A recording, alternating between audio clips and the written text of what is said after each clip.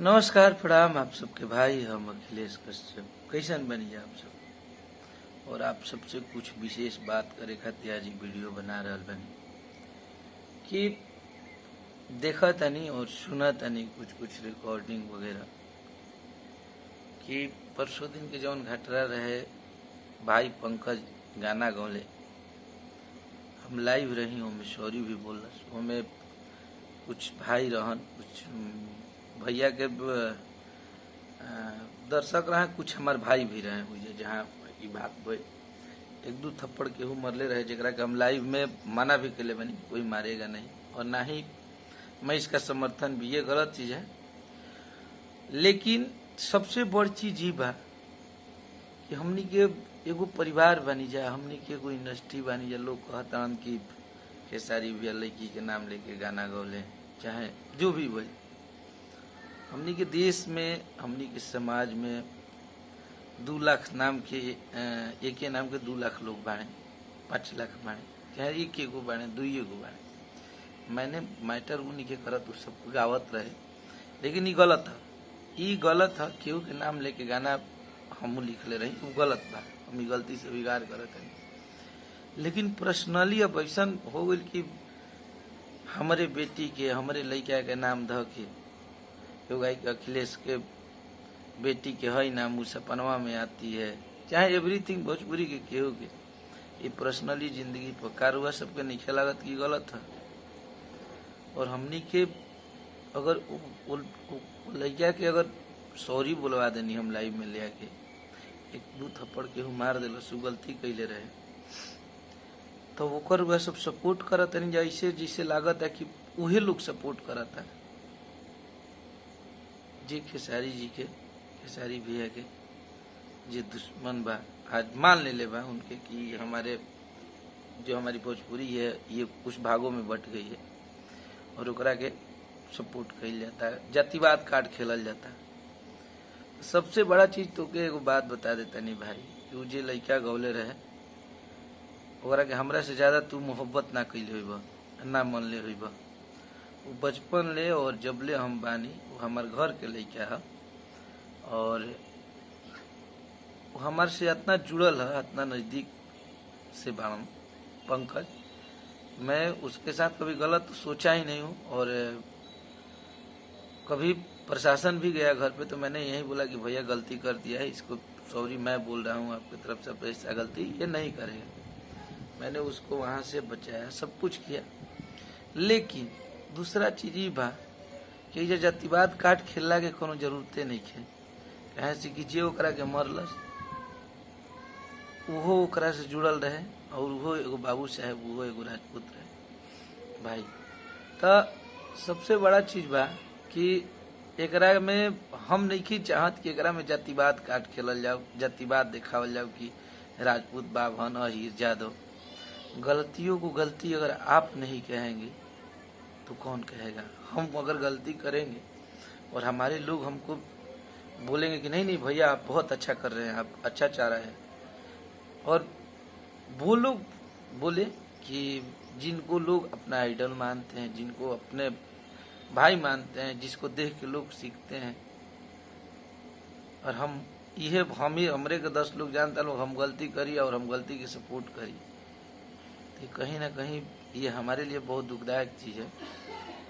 और एकरा के हम नहीं चाहत कि तिल के ताड़ बनावल जाओ में केहू राजनीति करो कहा से कि गलत होता है। अखिलेश कश्यप अगर गलत करेगा तो वो गलत है खेसारी भैया गलती करेंगे तो वो बिल्कुल गलत है चाहे वो पवन भैया करे चाहे एवरीथिंग दुनिया का कोई भी इंसान करे गलतियां होती है कोई भी करे और गलतियों को इस तरह से बढ़ावा नहीं दिया जाता है कि जे गलती कैलस ओकरा के इस तरह से बढ़ावा दे के और एकरा में अपन व्यक्तिगत दुश्मनी ये लड़का पे खेल के निकालल जा रहा है। कोनो बात नहीं के एहू से हमारा कोनो मतलब नहीं है।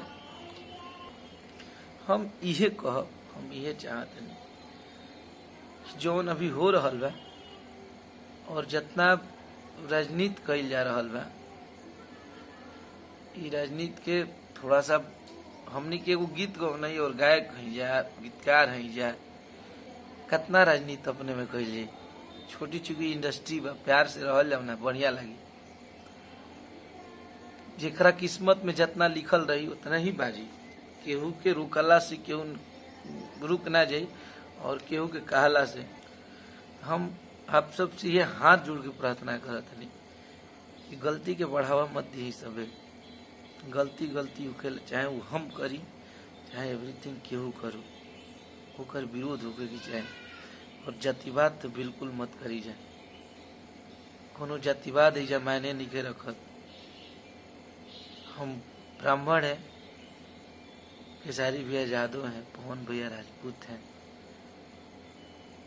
जितना लोग बा सब कोई एक जात में बा। का हमनी के गाना खाली हमनिए के जात सुनेला? हमनी के काहे भोजपुरी के जातिवाद में ढकेला तनी है? सबके अपन अपन फैन बने, और भोजपुरी है, एकरा में सब कोई गाना सुनेला। तब हम ये कह के अपन व्यक्तिगत दुश्मनी वो लड़का संग मत निकाल जाओ। अगर रहल बात कि आप सबके लागत है कि ये गलती बा, तो हम सॉरी, आप सबसे माफी मांगत नहीं कि उसने किसी की बेटी का नाम रख के, वो भी 8 साल 10 साल की बेटी की क्या गलती है? बस यही गलती है ना कि वो खेसारी लाल यादव की बेटी है। उसके लिए उसको हम लोग सॉरी बुलवा दिए तो आप लोगों को इतनी तकलीफ लग गई। और आप बोल रहे हैं कि आप भी गाते हैं कि नीलुआ पिलुआ पड़ी, तो हम यही नहीं बोलल कि तोर हिनकर लड़की है नीलुआ तोरा पिलुआ पड़ी। नीलुआ हमारी बहन भी हो सकती है, हमारी भाभी भी हो सकती है, और हमारी साली भी हो सकती है, हमारी प्रेमिका भी हो सकती है। ये तो दर्शाया नहीं गया है ना कि बहन को बोल रहे हैं कि उनकी बेटी ये है वो है, जो भी हो। लेकिन एकरा में तो पर्सनली गावल गई बा तहार बेटी ना उधर। फिर भी वह सबके लागत है कि सही काम बा, बहुत अच्छा बात बा। और जे सच्चा भोजपुरी के सुने वाला हुई वो कबो केहू के गाली ना दी, चाहे वो केहू के फैन हो। ई वैसन लोग बाड़े फैन जौन बाड़े, कुछ यूट्यूबर बाड़े, ई वैसन लोग बाड़े कि अपन बिजनेस चलावे की कोशिश यही विवाद से हर रोज चाहता है कि भोजपुरी में नया नया विवाद होके और हमारे यूट्यूब चैनल चले। और फैन लोग हमेशा ही जानते हैं कि हमरा के पर्सनली खेसारी भैया जान जास, हमरा के पर्सनली पवन भैया जान जास। अरे यार, तू अपन वजूद बनावा ना, तू केहू का फैन होके कुछ ना उखाड़ पाएगा। कुछ ऐसा करो ना कि तुमसे लोग जाने कि तुमने ये किया है, तुम अपने बल पे ये किया है। खेसारी भैया, पवन भैया, रितेश भैया, कल्लू भैया, गुंजन भैया, अंकुश भैया, समर भैया, ये लोग के पोस्ट डाल के अपन पॉपुलरिटी बढ़ावल कोनो मतलब नहीं की। तो होके के जाना था तू कतना पानी में बाड़ा, ई होके के चाहिए। और हम नहीं चाहत कि दिल के ताड़ बनावल जाओ ये बात के। अगर आप सब बानी तक सबके फैन उतने बड़े, और फैन जो होते हैं वो गाने के फैन होते हैं, व्यक्तिगत किसी के फैन वो फैन नहीं है। वो तो दो लोगों में मजा ले रहे हैं, वो फैन हो ही नहीं सकते हैं। अगर खेसारी भैया के भी फैन है जो पवन भैया को गाली देते हैं, जो पवन भैया के फैन हो खेसारी भैया को गाली देते हैं, वो फैन नहीं है, फैन हो ही नहीं सकते हैं। जो मजा ले रहे हो, जो तिल का ताड़ बना रहे हैं, जो जातिवाद कार्ड खेल रहे हैं, वो फैन नहीं हो सकते हैं। तब बहुत सारा बात बा, और हम सुननी है 1-2 गो रिकॉर्डिंग यूट्यूब पे। हमारा बड़ी तकलीफ लागल कि बतावा, ये अब अफसोस होता है कि चला ही भोजपुरी में हमने गायनी काहे खाती है, और काहे खाती है मैं बाणे आदमी। एकदम आत्मा से दिल से यह मन करता है कि यह लाइन के अब छोड़ दिया जाए। और आप सब ये गुड न्यूज बहुत जल्द सुनब, कहा से कि हमनी के स्वाभिमानी आदमी है जा, और हम जहाँ भी रहल बनी स्वाभिमान से रहल बनी। और इंसान के कमाए के और भी जरिया बा। अगर सब कुछ हमार, तब हम सोचीला कि चला यार सब कोई गाली देता, हमरा पर इतना पोस्ट डाल के दिन रात माई बहन के गाली लोग देता, लोग इरिटेट हो जाता मन आदमी। हमरो ले गलती होता, हमू गाली दे देता नहीं। बर्दाश्त करे के एगो समय सीमा होला। अगर गाली दे तड़ा, अगर तारा औकात तने बा तो सामने सामने बैठ के बात कर, का गाली दे तड़ा फेसबुक पे क्यों? व्यक्तिगत दुश्मनी के यह मैटर में मत खसीटल जाओ तो अच्छा रही, बढ़िया रही। कहे से कि अब ऐसा नहीं लागत है कि हर चीज के सिचुएशन हमनी के, सब कुछ के सिचुएशन हमनी के फैन लोग करता लोग, सही और गलत के निर्णय फैन लोग जानता नहीं के करत, फैन लोग करता लोग। जेकर फैन कहता कि इनकर फैन हवे, वो उनकर फैन हवे। ई लोग जहिया से पैदा भइल उस दिन से पूरा सत्यानाश कर देना लोग। तब कायदा से रहे के बाद, और हम चाहते नहीं कि एकरा में जे खेल रहल बा, जे मजा ले रहल बा, मत करिए, बढ़िया रही। हमनी के भोजपुरी खाती और हमनी खाती बहुत अच्छा रही कि मत बोली जा, और गलत के गलत और सही के सही कहे के क्षमता रखी जा आप सब। और हमरा हिसाब से केहू के सामने से बेटी के गाना गा देला पर जान भी मार देला से ओकर सजा कम हुई। लेकिन मैंने सिर्फ सॉरी बुलवाया था, और उस लड़के का आज मैंने रिकॉर्डिंग सुना, बहुत तकलीफ हुई। वो ये बोल रहा था कि अखिलेश भैया बोल रहे थे कि इसको जान से मार देते हैं। आप लोग एक बार लाइव देखिएगा मेरा, जब उसको एक थप कोई मारा है तो आप लोग खुद समझदार हैं। मुझे सच में बहुत तकलीफ लगा और गुस्सा भी आया मुझे कि नहीं ये गलत है। और एगो मरल आदमी के, एगो कमजोर आदमी के हम मार के कोनो शहंशाह ना बन जी। तू नहीं खा जाना जे बोला तड़ा चाहे कुछ करता, लेकिन हम उतना कैपेबल बानी। और ये दुनिया में केहू दाऊद इब्राहिम बन के नहीं खे आई। अगर तू बरियार बड़ा तो तोहरो ले बरियार केहू बैठल बा धरती। तब हम एगो कमजोर और लाचार आदमी के मारे के देव से लाइव ना आई रहे, और ना ही ओकरा के कबो हम सोचले रही। उ लइका जानत था अगर ओकरा अंदर इंसानियत हुई और थोड़ा सा इंसान के खून ओकरा अंदर हुई तो उ जानत हुई कि अखिलेश भैया हमरा के बचा के कुछ ले के सॉरी भी बोलवानी। ओकरा के यहाँ प्रशासन गई रहे, गोड़ हाथ पर गिर के सब कि भैया प्लीज, भाई है छोटा फंस जाएगा, इसने गलती कर दिया, मैं भी सॉरी बोला, ये भी सॉरी बोल रहा है, माफ कीजिए इसको, चलिए छोड़ दीजिए इसको। मैंने उसको अपने गाड़ी से ले जाके घर पे छोड़ा। मैंने सबसे लाइन अप किया, सब पुलिस टीम से कि भैया छोड़ दीजिए। उसके घर पे प्रशासन, उसके पापा शायद थाना में थे, मैंने सबको छुड़वाया। मैंने बोला भैया मैं वादा करता हूँ कि ये कुछ नहीं करेगा।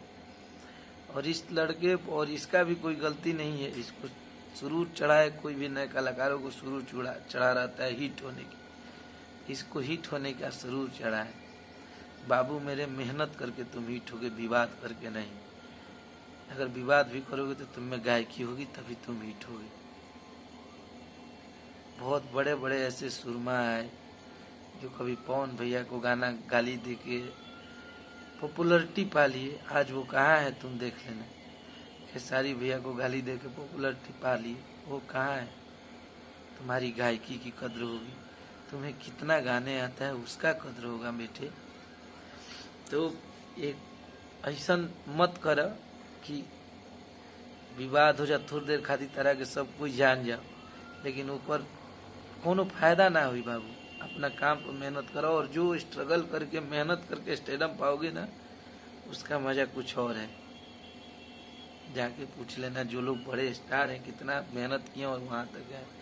तब हम ये चाहते नहीं कि एकरा के ऐसा मत कह जाओ कि बाद में हमनी के प्रॉब्लम होके सबके, और एकरा के जातिवाद से मत जुड़ी जाए। ऐसे कि हमारा संगे वाला रहे वाला हमारे जितना भी दोस्त मित्र बारे जो बक्सर में बार हुआ सब पता कर सकता नहीं जाए। ये जो जातिवाद की कोनो बात नहीं कि हमारे संगे रहे वाला यादव और राजपूती हमें सबसे ज्यादा। तो एकरा के आप सब प्लीज बंद करी जाए, अच्छा नहीं किए।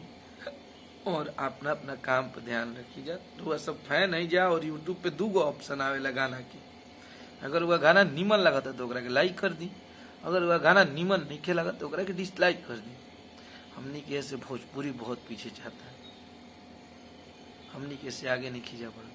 तो प्लीज आप सब ये बात के ध्यान देव जाओ और समझब जाए। खाली जे हमरा के भी गाली देता भाई, तो के हम ये बात बताओ तनी, जितना लोग गाली देता तार हम तो गेहूँ काटे गई नहीं की ना, रुआ सबसे हमारा कोनो प्रॉब्लम बा और ना हम रुआ सबके को गाली देले बनी। तो हमनी के गीत गौनाई लड़ाई झगड़ा में हमनी के माई बहन के कोनो दोस्त नहीं के। हाँ, दोस्त ये बा कि हमनी निहन लड़का पैदा कैले बड़ी जो भोजपुरी में बनी जाए, अच्छा भी काम करते हुए हमनी के गाली सुनत नहीं जाए। तब अगर रउरा वैसन लागत है सब सर्वोपरि बा कि हम बक्सर के रहे वाला है, बहुत ज्यादा गुस्सा बा, गाली देवे के मन करता है, आके मिल ली, फोन कर ली, भैया मुझे आपको मारने का मन करा, आप 2 थप्पड़ मार दीजिए अगर मैं गलती किया हूँ तो मैं बिल्कुल कुछ नहीं बोलूँगा। लेकिन फेसबुक पे गाली गलौज ठीक नहीं खेलागत, अच्छा नहीं खेलागत। और एगो समझदार व्यक्ति के जे समझदार हुई, जे थोड़ा मेच्योर हुई भाई, ओकरा खातिर बहुत बड़ा चीज होखेला। प्लीज अगर हमरा आज बहुत तकलीफ में वैसन लागत है कि सच में हमनी के लाइन छोड़े के पड़ी, कहे से कि एमे बहुत राजनीति बा भाई, और हमनी के कबो हमनी के स्वाभिमानी और अभिमानी दोनों ही जाए। स्वाभिमान मेरा सब कुछ है और अभिमान मैंने इसलिए बोला कि मुझे अपने आप पे अभिमान और स्वाभिमान दोनों रहता है। तब हम चाहिला कि हमारा ये अभिमान ये बात कराला कि हम भोजपुरी के गीत लिखे स्वाभिमान। तो हमनी के ये चाही कि जौन चीज हो रहा बा एकरा के खत्म करके अच्छा से सब कोई सबके गाना सुने, सब लोग खुश रहे, काहे केहू पर केहू गावत, निमन से कही जाओ काम अच्छा लगे। अगर बात के बुरा लागल हुई तो सॉरी, लेकिन ये बात ठीक नहीं है। जौन अभी चाल चलल होता उनका रिकॉर्डिंग सुनिए कि वो लड़का बोल रहा है कि इनका फोन आया था, उनका फोन आया था, ये सब ना होके के चाहिए। हमें क्यों कि मजा लेला की जरूरत नहीं की। वो बच्चा है, उसने गलतियां कर दिया, उसका बड़ा भाई 2 थप्पड़ मार दिया, इसमें आपको मजे लेने की कोई जरूरत नहीं। मैं जानता हूँ वो अभी भावनाओं में बहा है, उसे एक दिन अपनी गलतियों का रियलाइज और एहसास जरूर होगा। वो अभी भी गलती पे गलती करते जा रहा है और उसके लिए कोर्ट कानून बना है, पर वो ऐसी कर रहा है। और वो मैं उसको अगर कोई मारा भी है तो उसको ये सोच के नहीं मारा है, उसका वहाँ बड़ा भाई था वो मारा है उसे। आपको पता होना चाहिए वहाँ उसके अपने थे, लेकिन आप लोग इसको तिल का ताड़ मत बनाइए। उसे मैं नहीं मारा था और मैं गुस्सा भी था उनको, लेकिन उसके अपने भाई थे जो वहाँ पे जो उसमें हाथ छोड़। ये चीज के रउआ सब समझी जा और एक चीज के मजा मत कीजिए। वो अभी हिट होके खातिर कुछ झूठ बोल दे, भाई है छोड़, शुरू से ही कुल कैले बा, हमरा पर बहुत सारा हमरो पर गाना गौले बा, खेसारियो भैया हमनी के सपोर्ट में, तो खाली हिटे होके के दिन रात सोचत रहे। भाई तू हिट हो गई, तो अपन शोहरत बना ले, कितना बड़ा हिट होता है, कितना स्टार होता है। हम वो यही इंडस्ट्री में बनी देखा था नहीं। सबके प्रणाम नमस्कार, आप सब खुश रही जा और आप सबके बहुत आशीर्वाद प्यार मिला था।